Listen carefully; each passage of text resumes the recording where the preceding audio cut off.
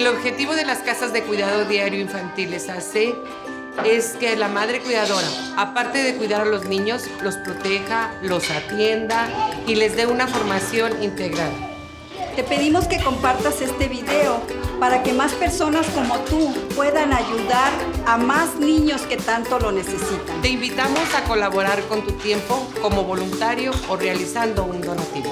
Porque no solo estás ayudando a estos niños y niñas, estás contribuyendo al México que todos queremos. Cosas buenas pasan cuando cuidamos con amor.